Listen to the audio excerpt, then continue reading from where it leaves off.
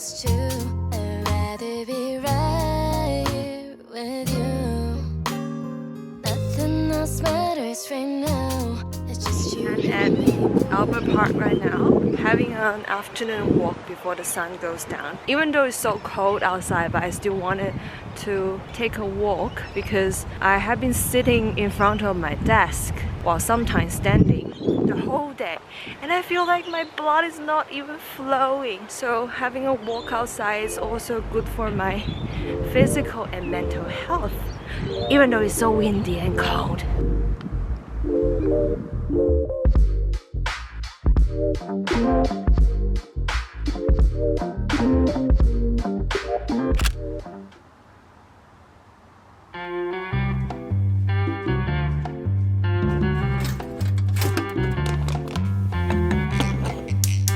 Good morning, everyone. So while my coffee is brewing, I thought we can chat together, and I can also make my breakfast, which is sandwich. You know, it's been a year since I moved in here, so I thought I want to chat about this experience of living by myself. So I would say that living alone is it has a lot of freedom because you can basically do whatever you want in your own space. If you want to be clean or you want to be messy, you can just do whatever. Nobody's gonna judge you and nobody cares about you because this is your own space. Oh, my coffee is coming out.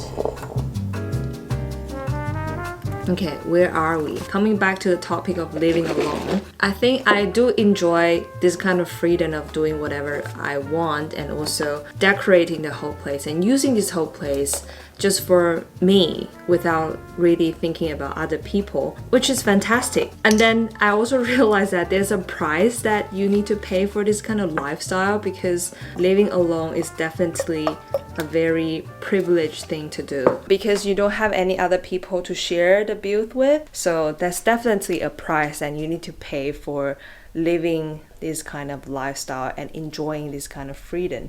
Another thing that I found is that I think living alone it's not the problem, but then when you are also working from home and living alone, that's the problem with this combination because you are basically spending 24 hours a day staying in the same place just with you without any other social interactions with other people or having the kind of like connection with the society. It's very problematic, at least for me. You know, like this year I didn't have a lot of work to do in terms of like the side jobs, my side gigs like teaching or doing research assistant because I just want to focus on writing, which actually require a lot of alone time and solitude. But then as time goes by, like in the first half of this year, I realized that I can't just live in this kind of lifestyle forever. And it's also driving me crazy sometimes because I don't have other people to talk to, even though I'm talking to you through the camera right now.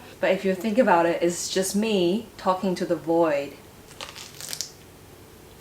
Anyway, I think living alone doesn't mean that you have to be alone the whole time. For me, I think I need to have more social interactions and social activities to balance being alone versus being around people. And then how to spend time with yourself is really something that I need to keep learning and practicing. But in general, I very enjoy the time living here.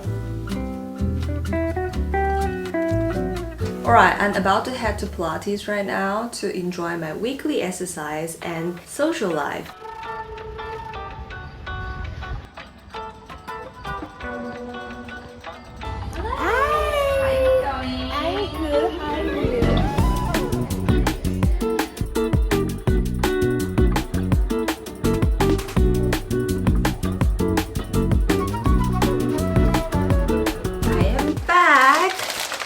Some tulip.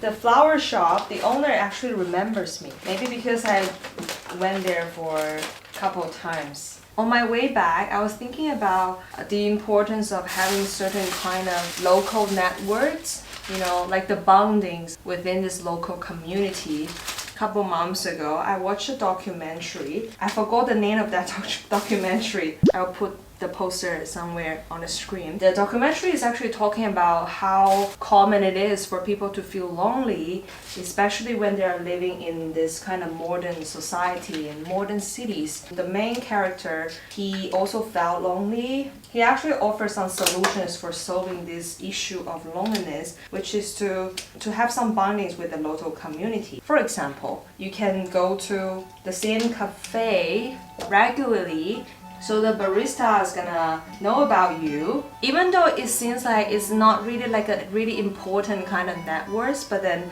with this little kind of connections with the local community would make me feel better that I belong here. So after I watched that documentary, I think I kind of know that it's because I moved to this very new place, and then I know nobody in this area. And plus, I'm also living by myself. It means that it's very important I should start building my own network within this local community. I guess maybe this is a thing we always have to deal with, this issue with belongings and loneliness. I changed my clothes, I have lunch, and I also got my matcha. About to come back to work. Actually, I didn't do any work this morning. Here is a little apartment update.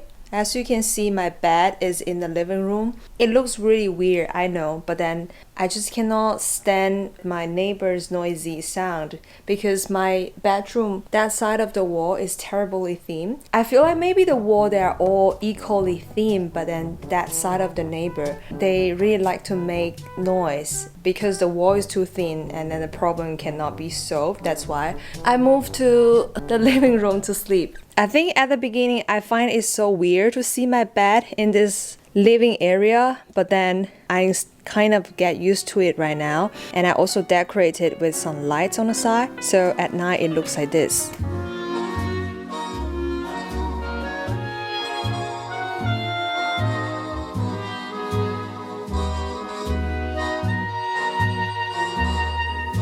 Now, off to my working studio. This used to be in my living room, but now I moved here. That's why the bedroom just become a studio. It's very spacious. I don't have anything else in this room except for that big plant and some of the furniture that used to be my bed table. But yeah, here is my work area. Anyway, just some apartment updates because I have no plans to move whatsoever. That's why I moved my bed to the living room in order to solve the problem. It's funny because I told my parents about this, like how I can't stand my noisy neighbors, and then that's why I moved the bed to the living room, and they find it so interesting. And my dad even commented this as a way of 活人不让尿憋死, like something, a kind of Chinese idiom that I never heard of. So it means that when you have a problem, you will try to figure out a way to solve this. Alright, I'm gonna come back to my writing and drink my matcha, so I will talk to you later.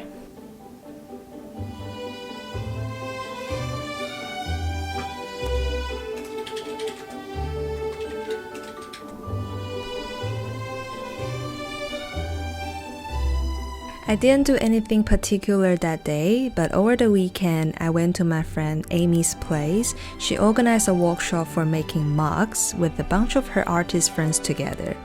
I feel at ease when I'm alone, but social interaction is still very important. Anyway, learning how to spend time with yourself is an art that takes a lifetime to master. Sushi, 你在看什么 ？Sushi, what are you looking at? 他很喜欢在那看风景，看人啊，什么路过啊，什么的。好可爱！现在这个进了我的镜头。That's all for today's video. I hope you enjoy. I will see you in the next one. Bye!